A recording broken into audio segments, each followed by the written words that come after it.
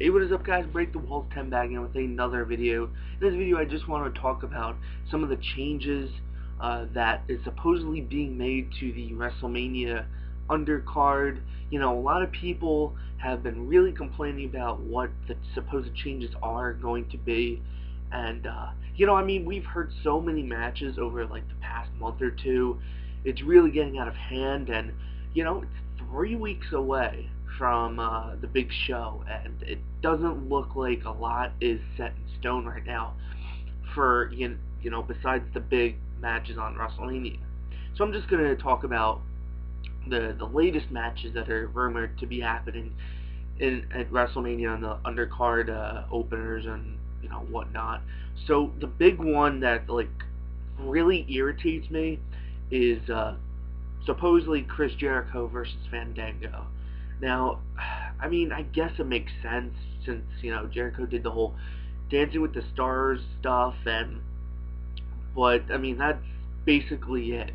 And you know, why Johnny Curtis is getting a WrestleMania match is beyond me. And, if this is going down, it's not going to be on the pre-show. There's no way that they're putting Chris Jericho on the pre-show, nor should they. This is really disappointing. It's a Jericho match, so it's probably going to be good. But there was so much potential, like, put him with Baird or something. I think that Jericho versus Baird would have been a pretty good match. I don't think Jericho has a problem putting Barrett over. I don't think that's an issue. But if Jericho actually loses to Fandango, I mean, Jericho might as well call it a career because, and I'm a huge Jericho fan, but that has to be like one of the lowest points in his career, losing to this guy. I mean, this guy is a nobody. I'm shocked he's employed. However, I do think there's a possibility that Jericho just squashes him. Because usually WrestleManias have that one squash match. Last year we saw it with Sheamus and Daniel Bryan. So I wouldn't be surprised if it's like Fandango enters the ring, Codebreaker 1, 2, 3. But I mean, I think that's just a waste of a Jericho match, to be honest. Um, Another match that's supposedly going to be happening is Team Hell No versus Dolph Ziggler and Big E Langston. Now, I really wouldn't have a problem with this if Big E and Dolph were a tag team, but they're not. Like, I don't think they've ever had a tag team match together. It just doesn't make all that much sense.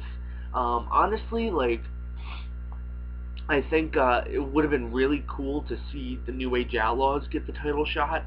If they beat Road Scholars this past Monday, or you can do the rematch this Monday and then they win and get a title shot. And honestly, that's just my opinion.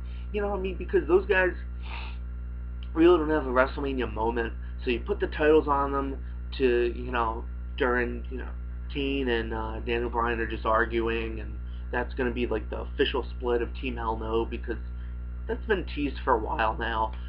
You drop it to the New Age Outlaws, and then the next night, Road Scholars can challenge them to a match, and they win the belts from the New Age Outlaws. Because really, I mean, Billy Gunn and Road Dogg, yeah, they're not workers anymore. They shouldn't be workers. But at the same time, like, I'm sure that New York will eat it up. The whole entrance and pre-match promo by Road Dogg, they would love it. I would love it. But honestly, like, Big E and Dolph are not a tag team. They shouldn't be a tag team. If WWE really wants to make Dolph Ziggler a star, he needs to be in singles matches, not with Big E Langston. And I like Big E, but come on, they shouldn't be tag team champions. They shouldn't be in a tag team match at WrestleMania. I mean, they haven't had one tag match on TV to my knowledge. So, the biggest show of the year, they're gonna have their first tag match and presumably win the belts. That's just ridiculous, in my opinion. And then also, Brodus Clay, Tensai, Cameron and Naomi versus Road Scholars and the Bellas. I mean, that's just another piss break match. And then R-Truth versus Antonio Cesaro. That's rumored to be the YouTube show match. I mean, another waste of Antonio Cesaro.